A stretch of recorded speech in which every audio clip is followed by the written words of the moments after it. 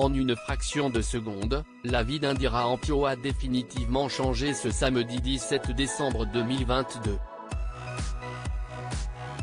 Élue Miss France 2023, la jolie guadeloupéenne est désormais reine de beauté nationale et se devra de représenter la France à l'étranger.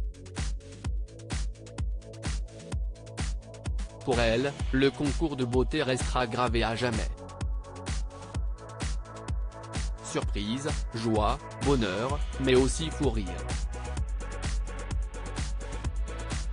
Les émotions se sont bousculées tout au long de la soirée et notamment lors du verdict final.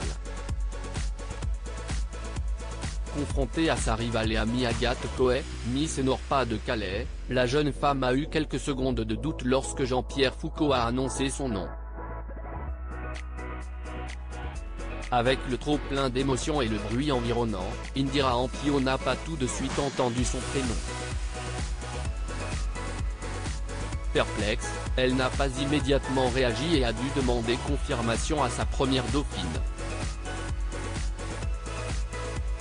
Bien sûr, j'étais agréablement surprise.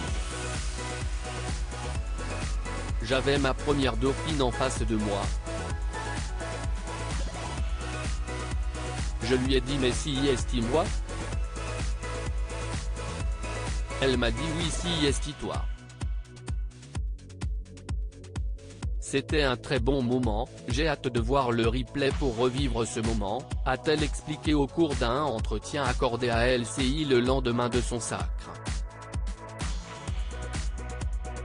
Il y a un souci prise dans un tourbillon d'émotions, Indira Ampio a mal entendu l'annonce finale.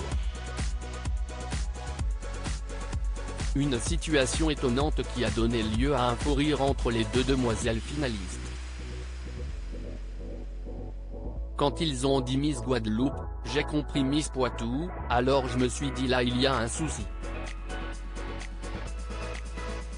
Et puis Poitou cela sonnait comme Guadeloupe, et là j'ai compris que c'était moi et que j'avais mal entendu.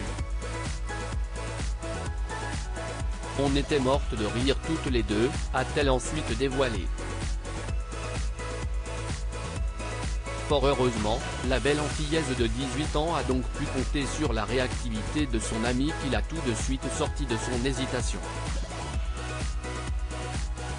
Après un petit fou rire et une longue étreinte amicale, la nouvelle Miss France 2023 a enfin pu savourer son moment de gloire.